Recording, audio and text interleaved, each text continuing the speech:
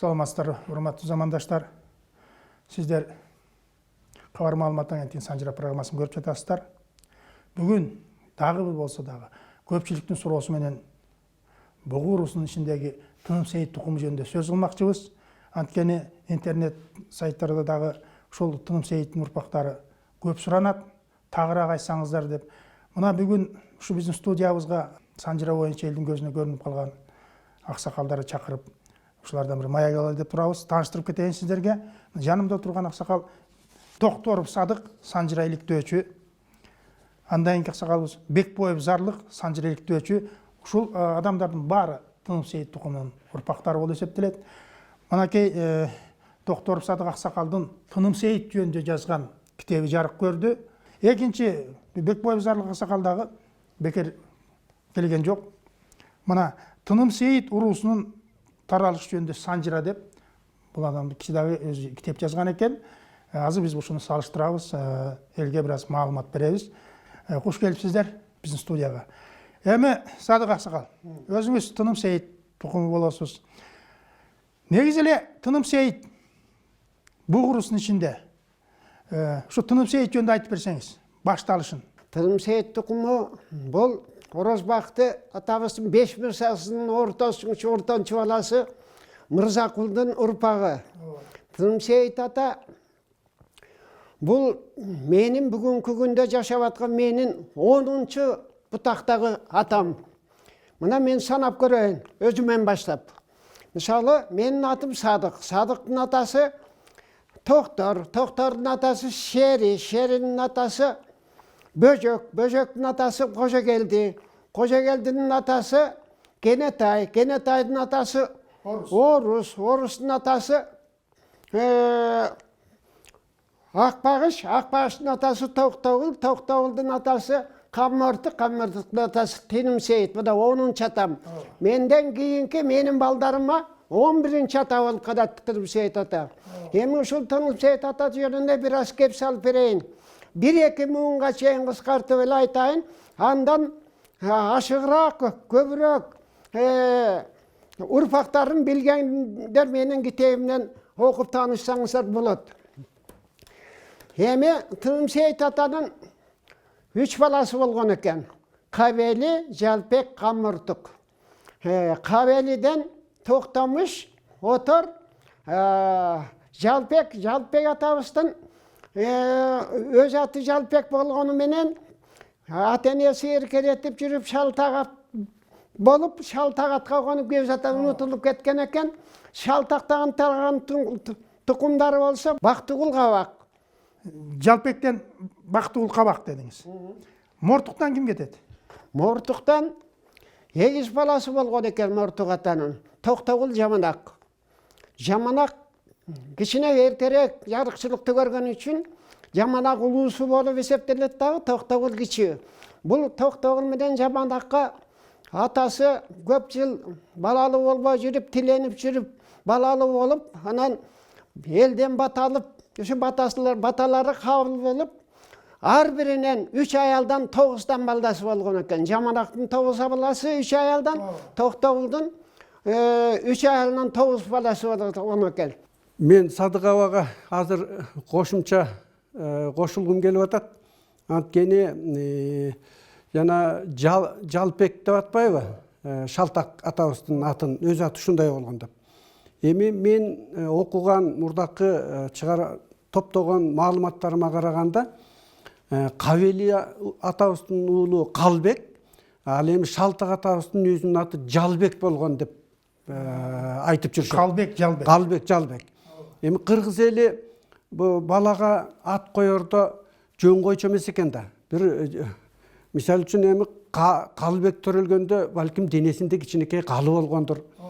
Жалбек төрөлгөндө айтып уламыштардан айтылып жүрөт, билинер билинбес жалы сыяктуу жонунда түк болгон деп. Ошон үчүн койгон экен деп. Анан кийин эми ата бабалары баягы көз тийбесин деп бир четинен, экинчиден атайын ырымдаппы, шалтагым деп жүрүп, шалтактап тентек экен, көп ойноп жүрүп, анан ошо боюнча эле шалтак атка конуп калган экен. Ооба, ошойдон калып калбады шалтак. Шалтак боюнча эле калып калды. Анан азыр эми Жалбек деп айтылбай эле баягы Тыным Сейит атанын кабели Шалтак Камортук деп элдин оосунда калган да. Шалтак деле, Зарлыкса кабели деп атпайбызбы? Калбек деп. Туурабы? Эми ушу сиз Калбекти таратып берсеңиз. Ушу 3 аталыктан биз акырын шашпай отуруп бөлүп өтөлү да. Мен эми бу Калбек атабыз эмне үчүн кабели болуп аталып калган жөнүндө дагы бир кичине маалымат бере кетейин. Мен алган маалыматтарга караганда бул кайын журту Саяк Жумгалдын Каба элинин кызы экен. Анан ошол жашынан эле мал жаны ошо Каба эли менен кошо жайлоого чыгып, ошолор менен аралашып, жамаатташ болуп жүрүп, көпчүлүгү убакта айылдагылар, бир туугандары бул бүт эле күчкүйө болуп Каба элине аралашып кетти деп жүрүп эле ошол Кабели болуп аталып калыптыр. Эми ушул Кабели атабыздын 2 баласы болгон, Токтомуш, Отор деген. Токтомуштун 3 аялы болгон, Дүрбүк, Үсөнөй, Буурчак деген. Анан ошол 3 аялынын улуусу Дүрбүктөн 4 уул, Койке, Чыңкожо, Качы, Качке. Ал эми Үсөнөйдөн Сарала, Булан, Куланбай, Абир, Шоңко, Кожош, Жамангул, Туумай, Тынаалы. Жамангул, Туумай, Тынаалы. Ушу туурабы? Асака сиз жазган боюнча да. Мен де айткан боюнча туура болуш керек деп. Анан Буурчак энеден 6 бала. Мамат, Түйшөгүл, Маркабай, Сатыке, Сарткосу, Жалгамыш.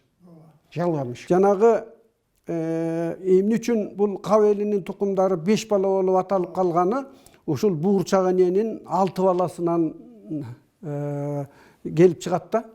Эгерде эмне үчүн 6 бала эмес, 5 бала болуп калган деп тастыктай турган болсок, суроо да ошондой болду.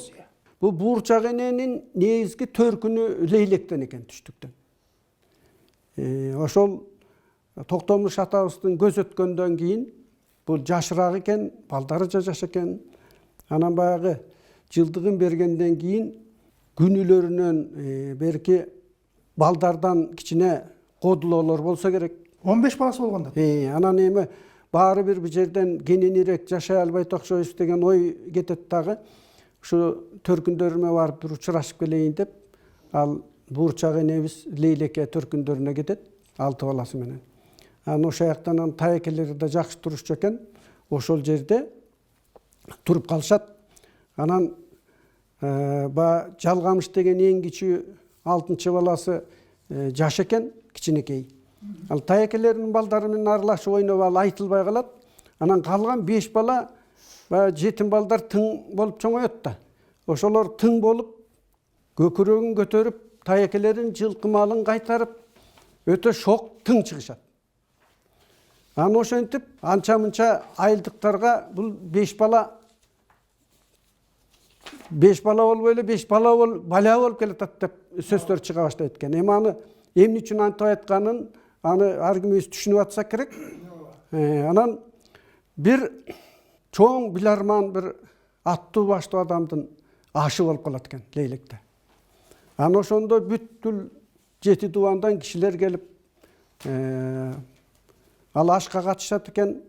Анан ошондо Кыргыздын барлык улуттар оюндар ойнолчу да илгерки ашта. Ошондо эр сайыш болот экен аягында. Ошо эр сайышка башка жактан балбандары даярдалып келет экен. Анан ошол эр сайышка Лейлектен эч ким чыкпай калат экен. Бир кыйын баатырга, башка жактан келген бир кыйын баатырга. Же корктубу ал өтө атактуу неме болсо керек. Анан ошондо Түйшөгүл жана 5 баланын экинчиси, Маматтан кийинкиси. Мамат туура, Маматтан кийинкиси да. Ошол Түйшөгүл тың балбан өзүнө ишенип 23 жашта экен. Атаан көрү баягы урунарга жоо таппай жүргөн кез окшойт. Өзүн бир сынап көрөйүн дегенби, мен чыгам деп чыгат экен. Мен чыгам дегенде яйланайын ушул намыска жарачу жигит экен. кимдин баласы болсо дагы, жаш болсо да чыгаргыла намыс үчүн. Өзүбүз аш берип атып намыска жыгылабызбы деп анан ошондо дүйшөгүлдү аттап тондоп, баягы кийимдерин даярдап, анан дүйшөгүл ошондо бир шарт коет экен. Ал өзү баягы жылкы кайтарып жүрүп, аттардын тыңын билчү экен. Ошол баланчанын карагаш катын даярдап, баланчанын эр токумун токуп, анан момундай даярдап берсеңер, анан мен чыгам дейт экен. Анан ошентип чыгып, анан баягы эр сайыштан дүйшөгүл эң баягы көзү жалжырдап курч, өзү олбурлуу тың жигит экен. Баягы эр сайышка түшкөндө 2-3 жолу кагышып өтүп, анан 3-үчүсүндө ушул ыгын карап, тигинин бир кемчилигин байкап калат экен. Ошондон бир көзүн ымдап алган учурду байлап туруп, ыргыта саят экен. Анан ошондо жарчы кыйкырып, мына тууну ким сайды, намыска жарады деп кыйкырып жар салганда, баягы жаштык кылып өлүп калса эмне деп айтабыз туугандарына деп коркуп отурган таекеси ойлонуп отуруп, кыйкырып тура калып, 5 бала деп кыйкырып эткен. Анан ошо боюнча жарчы дагы элдин баарына мына 5 бала жеңди, 5 бала сайды, тууну 5 бала жеңди дедиртип, ошо боюнча 5 бала аталып калат экен. Сизге суроо.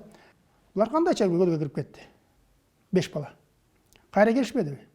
Эми 5 бала баягы Нарынга айтпадыкпы? Баягы 5 бала ошол таекелеринде жүрүп, малдуу жандуу болуп, үйлөнүшүп, анан баягы баралына жеткенде, анан дүйшөгүл улуу 5 баланын таекесине кирип айтат экен. Эми биз эр жеттик, чоңойдук, туулуп өскөн жерди эл сагынбай эр болбойт дейт. Биз өз жерибизге кетели таеке. Эгер уруксат берсеңиз. Мына малыңызды мал кылдык, тигини жардамыбызды аяган жокпуз. Эми туура көрсөңүз биз өз жерибизге кетели деп ошентет экен. Анан эми баягы таекеси дагы туура көрүп, анча-мынча алардын энчисин бөлүп берип, аттап тондоп, анан туугандарына келишет экен. Ал эми булар адегенде Токтомуш тиги Нарында жашап, Нарындан кетишкен экен. Ошо Нарындагы азыр 5 бала деген жер бар. Четнур айыл өкмөтүндө. Ооба, Четнур. Ошол жерге келишет экен. А жерди баягы туугандары жайлаучу жерлерин жайлап, жашоолорун улантып атканын көрүп, анан биякты да байкап көрөт дагы, анан кой эми түпкү ата-бабабыз өскөн жерге, көлгө да барып көрөлү. Аяктын жайы кандай экен деп анан аякка барса, эми көлдөй жер болобу? Көлдү көрүп эле, анан эл журтуна таанышып көрүп, анан ошол жерден суранат экен. Эми биз ушундай лейлектен көчүп келели деп атабыз, келатабыз.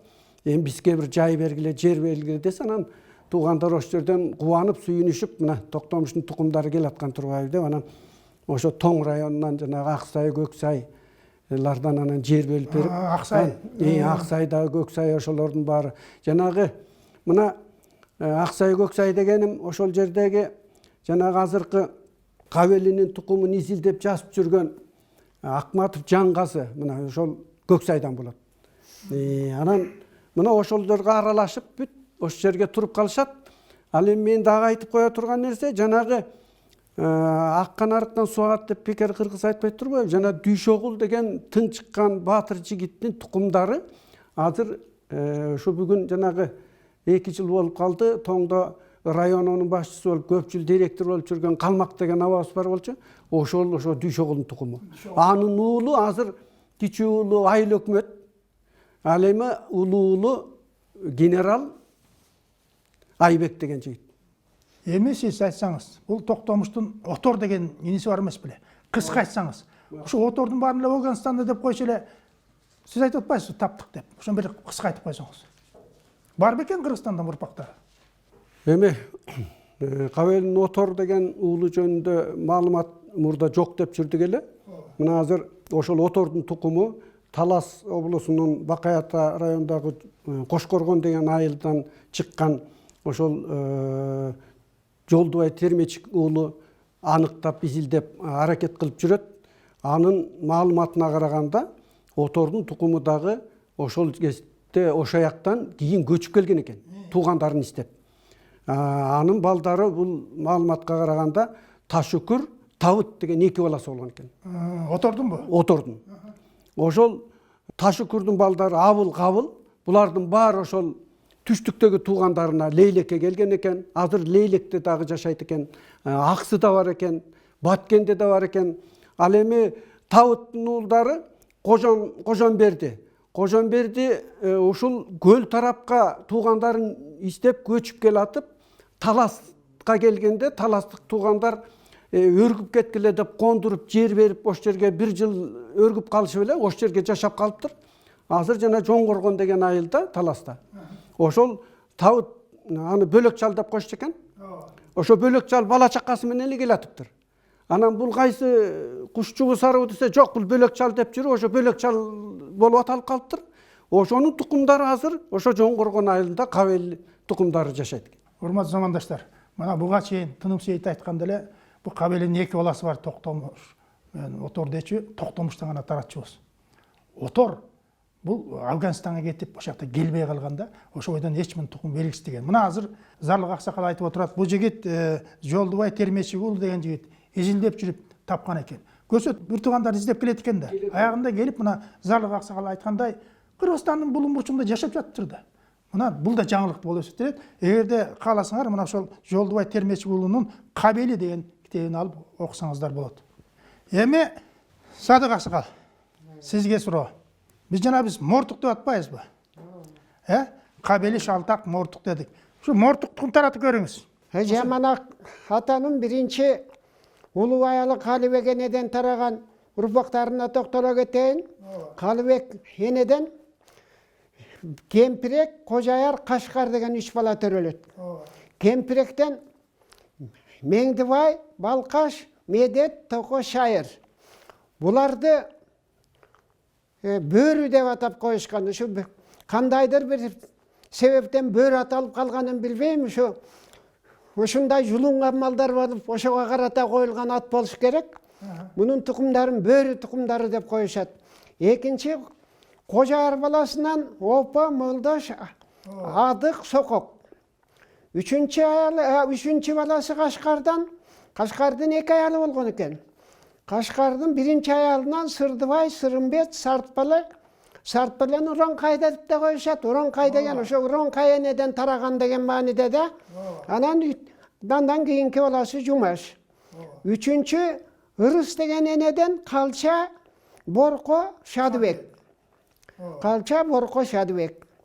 Эми Калыбек энеден тарагандарды аяктап, экинчи аялы Тоту энеден тарагандарга токтоло кетейин.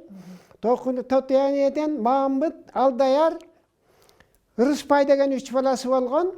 Маамыттан Карбото, Кожомат, Шүкүр. Алдаярдан Сүйүндүк, андан Адыбай. Булар эми Калыбек, Тотуя Аян.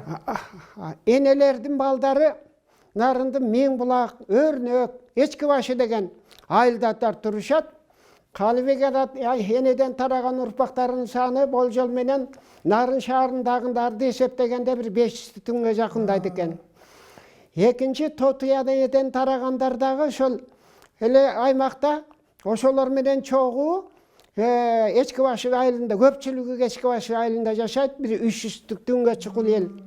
Андан кийин 3-чү баласы Аян энеден тараган.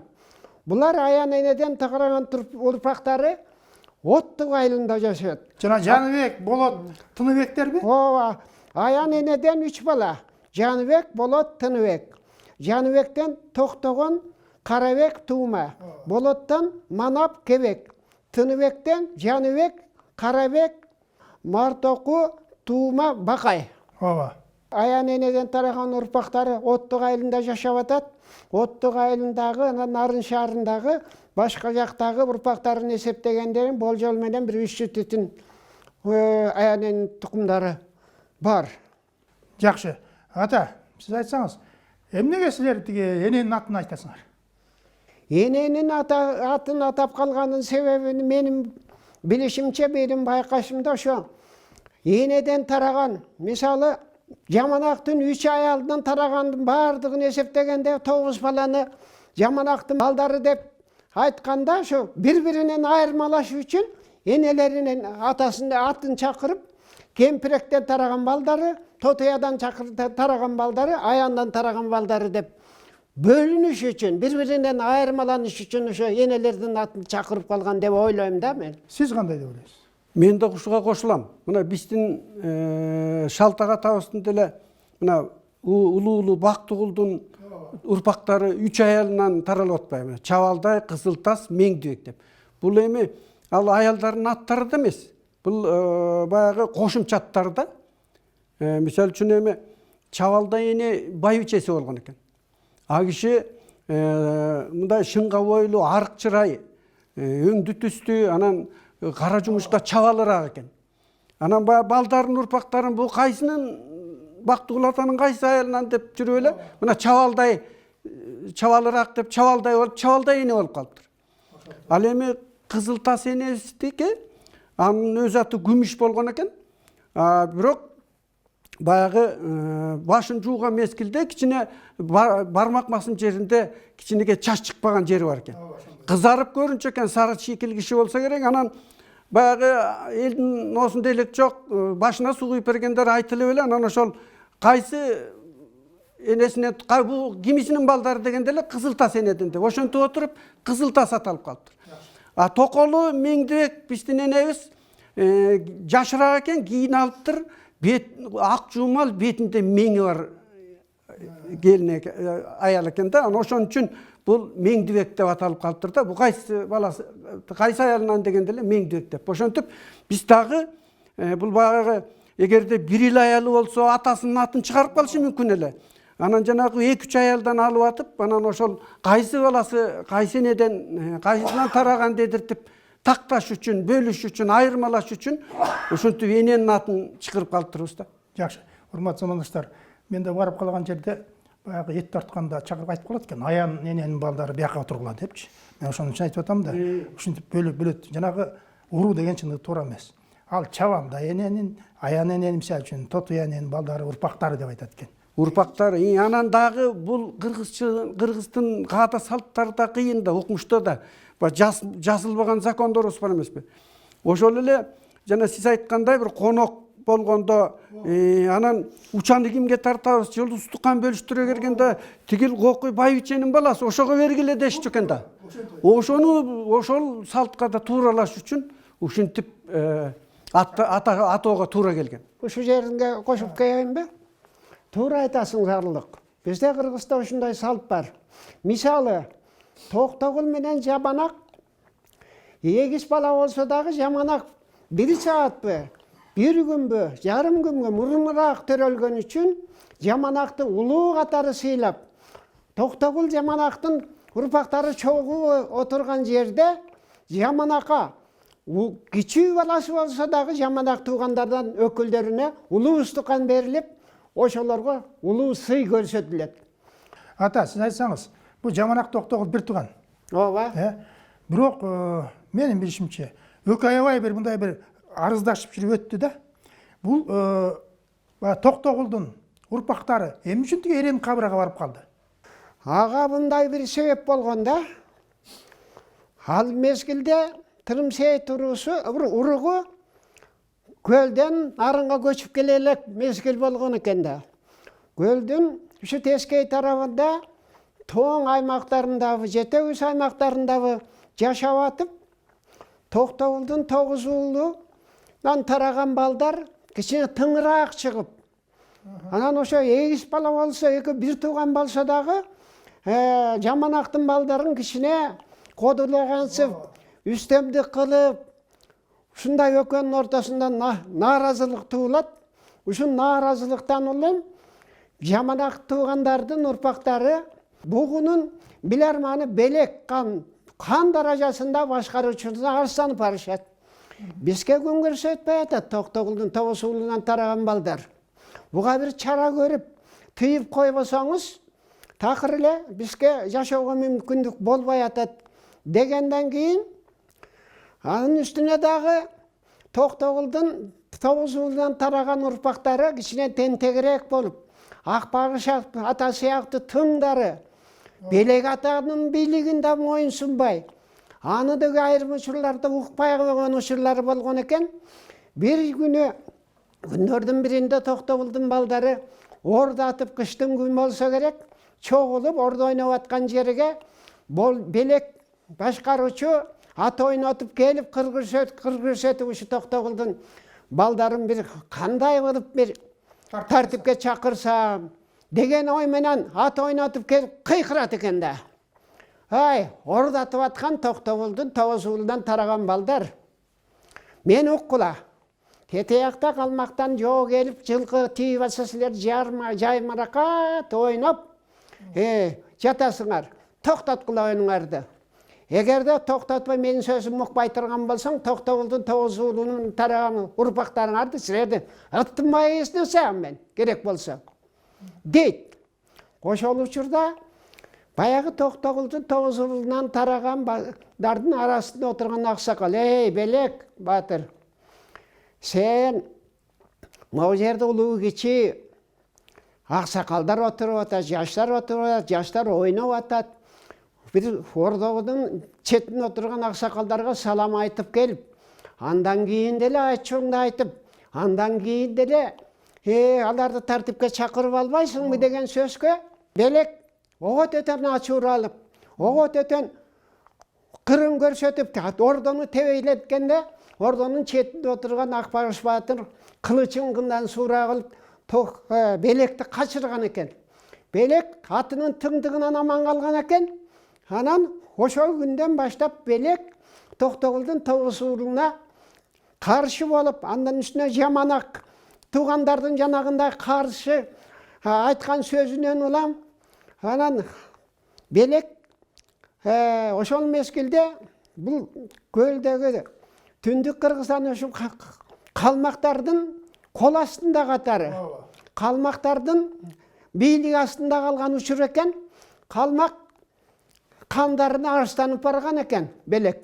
Анан ушундан кийин Эрең-Кабырадан кан баштаган бир топ адамдар келип, Тынымсейит бугу урусунун элин жыйнап, ошо жерден жанагы арыстын чын бышыгын далилдеш үчүн келгенде, чын деле Токтогул атадан тараган урпактардын мойнуна түшүп калат.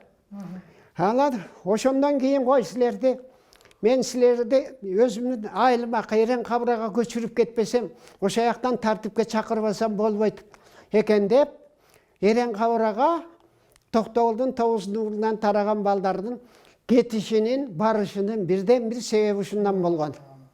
Сиз муну айтсаңыз, жана тогуз баласы деп атпайбызбы? Ооба. Сиз ошо тогуз баласын санап бериңизчи, Токтогул. Мен жана жаманактын тогуз баласы тууралуу айтып кеттим. Эми Токтогулдун тогуз уулу жөнүндө кеп улап кетейин. Токтогулдун 3 аялынан 9 уулу болгон экен. Биринчи аялы Наркүленеден. Наркүленедин кулагын начар уккан киши экен. Андан тараган урпактары Дүлөй урусат алып калат экен да. Бул Токтогулдун Дүлөй энесинен же болбосо Наркүленеден тараган урпактарынын бизге Санжырада белгилүүлөрү бир эле баласынын урпактары белгилүү болуп калган 4 баласынын. Мисалы, Допу, Сопу деген Көкүм, Көк кара ошо балдары да. 4 баласы. Наркүленеден Допу, Сопу, Өкүм, Көкүм, Көк кара. Ошондон Көкүмдүн балдары, тукумдары тууралуу бизге маалымат бар. Ал эми калган балдары Допу, Сопу, Өкүм, Көк кара тууралуу 4 баласы жөнүндө, алардын урпактары жөнүндө бизде маалымат жок. Себеби ошо Эрең-Кабырага Токтогулдун 9 уулу барганда, ушул 4 баласынын бирөө эле кайтып келген экен дагы, калган 4 баласынын урпактары ошо жакта калып кеткен экен. Ошондон анын урпактары тууралуу бизге маалымат жок. Көкүм эле келгенби? Көкүм эле келген экен. Ооба. Көкүмдөн Жаманкара. Жаманкарадан Жалгап, Бабык, Итибай, Токтобай. Кайда турат Көкүмдүн урпактары? Токтогулдун 9 уулунун урпактары нарында Эмгекчил айылында турат. Көкүм. Көкүмдүн тукумдары ушул жакта турат. Эми Экинчи аялынан. Булар Токтогулдун- дүлей деп коебуз да булар. Ооба, Токтогулдун экинчи аялы Серкенеден. Дөрбөн, Чейбит, Шаhnазар. Же болбосо 3 баласы. Шаhnазардын өз аты Шаhnазар, бирок термелеп окут кылган, термечиккатка конуп, кыйын окат кылган экен. 12 аял алган экен. 12 аялынан бизге белгилүүсү 6 баласынын тукумдары бизге белгилүү. Калган ошол эле 6 баласынан 12 эркек баласы, 18 кыз, 30тан аркы бала бакырасы, анан небере чөбөрөсү кошкондо 50ге чукул бала чакасы болгон экен. Урматтуу замандаштар, аксакал айтып атат, негизи иликтеп келгенде бул Шаhnазар өз аты термечик, термелип жүрүп окут кылган экен, термечик деп койгон да. Ушунун биринчи аялына менимче Жантай, Жанай, Шертай, Жолой. Экинчи аялынан Кожомкул менен Мурадил. Туурабы? Жана сиз Мурадил деп атпайсызбы? Жанагы Найманбаев Мукаш деп. Ошо Мурадилден кетет болуш керек ошол киши. Санжираны негиздеп алып атпайсызбы? Жанагы 6-7 баласы деп атпайсызбы? 12 баласы, бир 7 баласынан эле тараган деп атпайбы ошо, Ооба. Жакшы. Эми Токтогулдун 3-чү аялы. Токтогулдун 3-чү аялы Каным Күлене. Каным Күленеден Акбагыш. Акбагыштын 6 уулу болгон экен. Бататиев тукуму көп болгон экен. 6 уулу: Сырымбет, Орус, Байгазак, Үркүнчү, Кутуш, Мөңкө. Эми мындай кылалы. Биз жанагы Акбагыш деп атам, Акбагыштын 6 уулу. 6 уулу болот атпайбы? Туурабы? Сырымбет, Байгазак, Үркүнчү, тиги Кутуш, Мөңкө. Туурабы? Мөңкө. Сырымбеттен. Сырымбеттин тукуму бул салыштырмалуу башка 5 баласына караганда көбүрөөк. Сырымбеттин өзүнүн эле 4 аялы болгон экен. Сырымбеттин экинчи аялынын Алатай, андан Берик Төрөгелди. 3-чү аялынан Ногой. Ногойдон Түгөл Шамыркан. 4-чү аялынан Төлөмүш. Төлөмүштүн көп баласы болгон экен. 8 баласы болгон экен. Андан Дакы, Жабагы, Найман, Олжоболот, Чоң, Карасарт, Бөжөнбай, Кожомзар деген. Сырымбеттин 4 аялдын тукумдары 2 айылда турат. Эмгекчил айылында жана Четнур айылында турушат. Канча түтүн? Бул болжол менен бир 250-300 түтүндөн, шаардагыларын кошкондо бир 400га жакындап кетет. Бул Төлөмүш өтө бай киши болгон турбайбы? Төлөмүш деген ошо Сырымбеттин балдарын абдан кадырлуусу, байы, анан дагы сөз өтүмдүү, жакшы кадыр сыйга ээ болгон адам болгон. Төлөмүштүн тукумдарынын кыйындары Чоң Баатыр деген болгон экен. Чоң, ортончу баласы. Бул Чоң бүткүл Тыным Сейитен эмес, буурусунун ичинде дагы кадыр барктуу Балбай Баатыр, Сарбагыштын Төрөгелди Баатырдын деңгээлиндеги ошолор менен тең тайлашкан атак даңкка ээ болгон Чоң Баатыр ушу Төлөмүштүн тукумунан чыккан. Сырымбеттин андан кийинки баласы Орустан кеп салган. Орустан кеп салыңыз. Орус атадан Ушул Орус кечирип коесуз. Орус ата Эрең кабырга барды беле? Орус ата Токтогулдун 9 уулу менен Эрең кабыргага барып, ошол Орус Акбагыштын 6 уулунун ичинен Тыңы Орус болгон экен.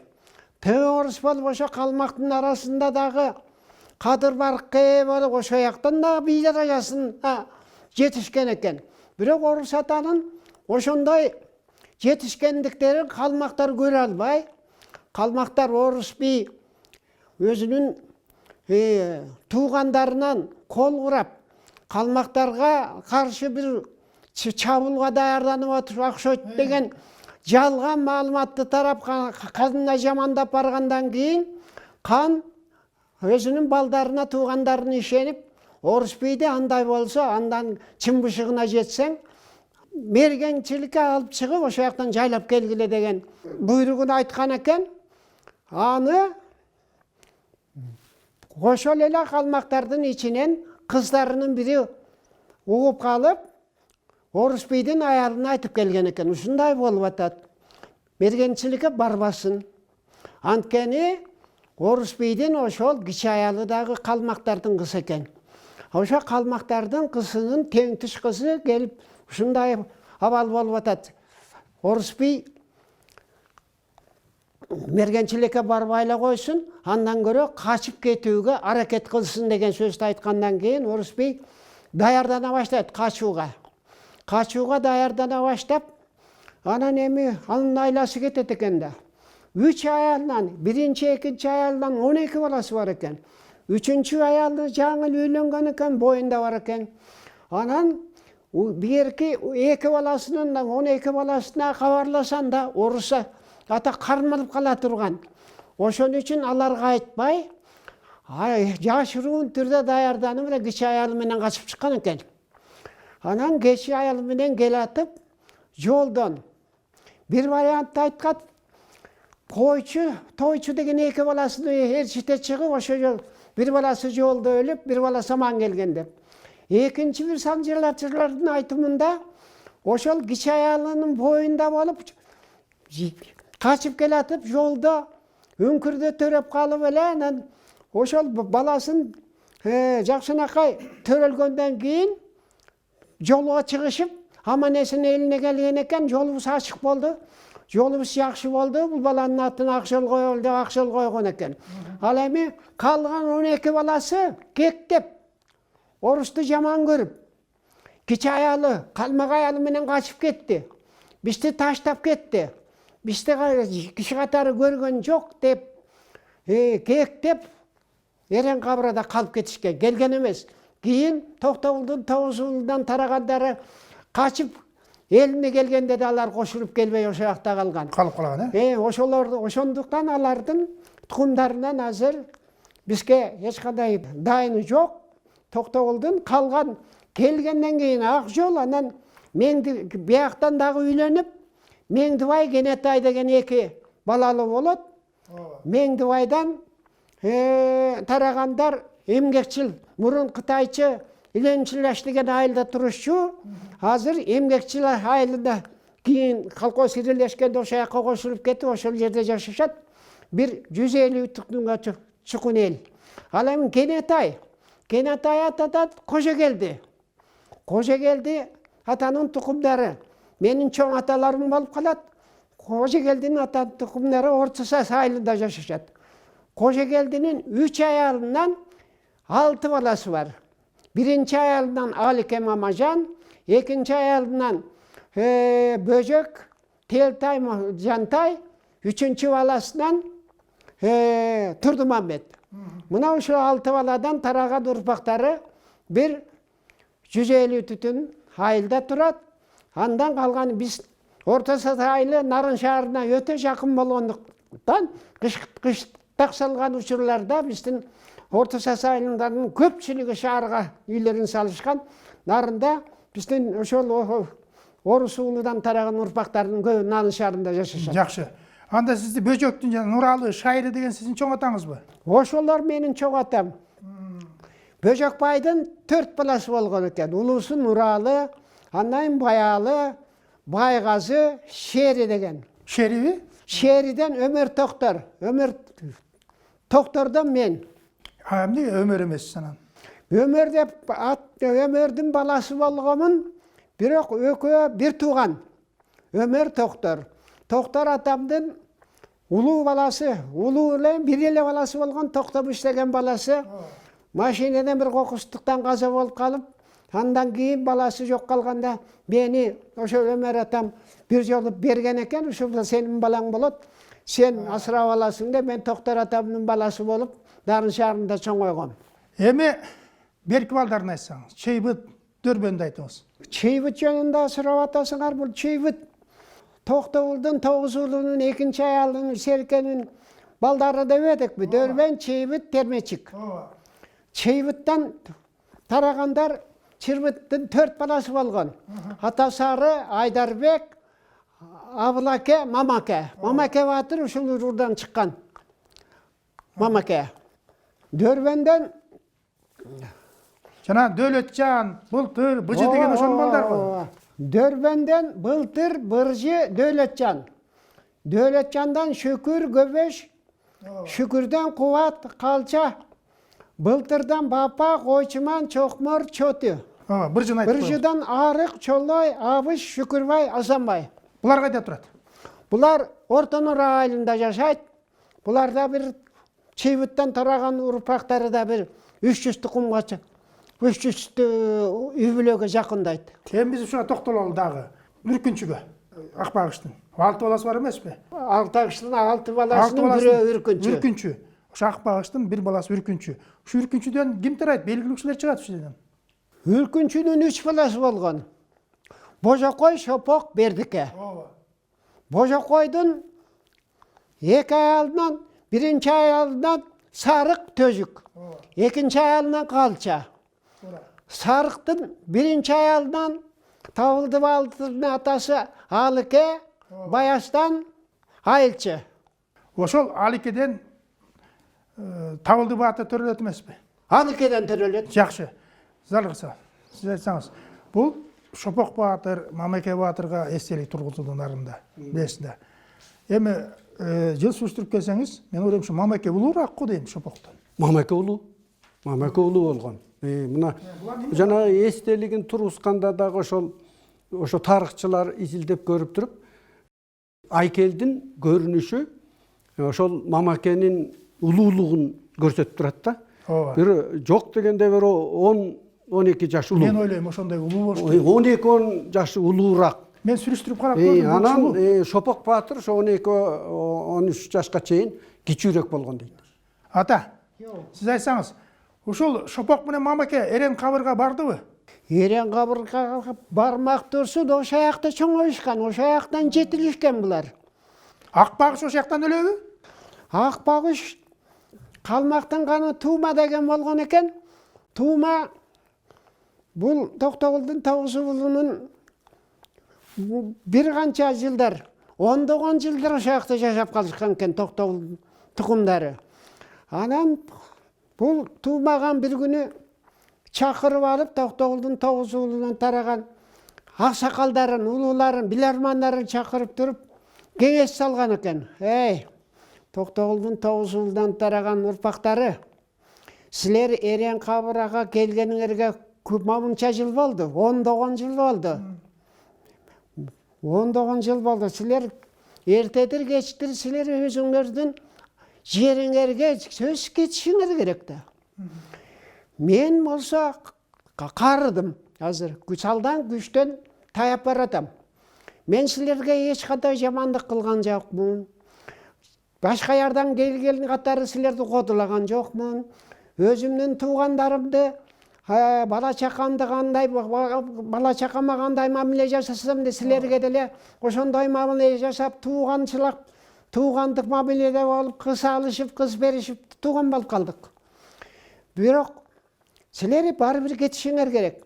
Менин балдарым, менин туугандарым силерди оңой менен ериңерге кетире турган эмес. Андан көрө силер даярдык көргүлө да качып кетүүдөн башка айла жок. Менин колумдан эчтеке келбей калды. Мен байкасам биздин балдар кечилерди кое бере турган эмес. Ошон үчүн качып кетүүгө даярдангыла дегенден кийин туура сөз деп Акбагыш баштаган Токтогулдун Тогузулунун башчылары ошол эле Акбагыш кийин жетилип келаткан ошо кезде 18-20-25-терге чамалап калган Мамеке Шопок Баатыр инелерине таянып, анан качып кетели деп аракет кылып качып чыгышкан экен. Качып келатышкан. Качып келатып 3-4 күн, 5-6 күн ошо качып, чарчап, чалыгып, анан Мусарттын белине келишкен экен.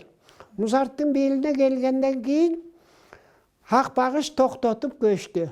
Көчтү белден эңкейтип, биз эми жерге жетишибиз кыйын.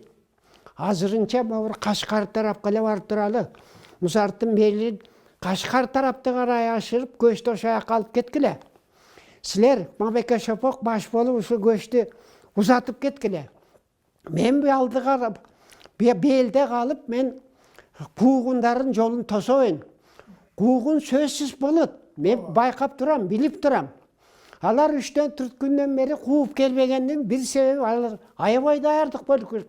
Октарысын камдап аябай даярданып аткан болуш керек. Сөзсүз келет. Ошондуктан силер көчтү алыс алып кеткиле, мен аласкытып, ушу белде калайын, белде мага таштан калкан жасап, октарыны жанын огуна аябай көбүрөөк даярдап берип, анан мени калтырып койгула, мен алардын жосун тосуп, мен аларды алаксытам. Силер эми көчтү алыстатып алып кеткиле дегенден кийин алар кетип дагы 3-4 күн көчүп жүрүп отуруп бир жайлуу жерге жеткенде ойлошот. Окуй. Эмгиче Акбагыш атабыздан дайын жок. Бир кабар жок. Өлүү тирисин барып билип келбесек болбойт го деп кеңешип, Мамекешев ок баштаган бир топ жигитти жанына алып, көчтү силер андан ары узап алып кете бергиле. Биз Акбагыштын өлүү тирисин билип келели деп анан белге келишет. Белге келсе, байкап көрсө эчтеке жок. Эчтеке билинбейт. Байкап караса, аябай салгылаш болгон, истеринен кандын чачыраганынан байкашат. Анан байкап караса, бир жерге корумдалган таш турат. Корумдаган ташты байкаса, Акбагышты өлтүрүп, Акбагыш ошолор менен аябай кармашып, бир канчасын өлтүрүп, жарадар кылып, анан өгү түгөнгөндө өзү да өлгөн окшойт, көпчүлүктөн анан ташка корумдап кетишкен экен. Анан аны таап алып, Акбагышты балдары ыйлап, анан жакшы жерден жайгасып, көмүп коюп анан кайра көчкө кетишкен экен. Байкаса ошо жерден калмактар келип, Акбагышты өлтүргөндөн кийин өзүнүн жарадарларын, өлгөндөрүн алып кайра кеткен истери көрүнөт. Анан көчкө келишип, туугандарына Акбагыш жөнүндө кабарды угушкан экен. Акбагышка Куран окутушкан экен. Андан ары көчтү ошол Кашкар тарапка алып барып, бир канча күн, бир канча эмес, 1 жылча, 2 жылча ошо жерде калышып, анан тыгыганда жерине көчүп келишкен экен. Аксакал, бул Арыстанбек Буйлаш уулундагы Тыным Сейит Үркүнчүнүн урпактары кимден чыгат? Бул Шопоктун аялы Айтбектин тукумунан Буйлаштан чыгат. Буйлаштын биринчи аялынан Болпакандан Кулпу, Сулпу, Атакан, Бектур деген 4 баласы бар. Экинчи айыл Төрөкан деген айылдан Арыстанбек чыгат экен. Мен жана Алыкенин Табылды Батыр жөнүндө Садыкова айтпадыбы? Ошол Табылдынын туулган жылы жөнүндө ар кандай сөздөр айтылып жүрөт. Мен бир тапкан маалыматыма караганда 1856 жылдары Чокон Валиханов атайын ушу Табылдыны издеп үйүнө барып, Табылды жөнүндө жазып кеткен экен. Ошол кишинин жазып кеткенине караганда Табылдынын туулган жылы 1826-27 жыл деп аныкталып жүрөт да. Эми дагы бир башка чыгармаларда, башка Тоголок Молдонукунда, дагы башка санжырда 1853 жыл дедиртип да жүрөт.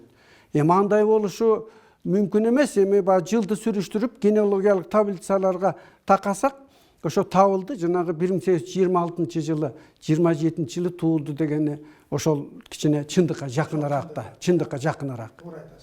Ал эми Табылды өзү 33 жашында эле каза болгон. Ошол 33 жашын алып көргөндө өлгөн жылы менен туулган жылы туура келип атат да.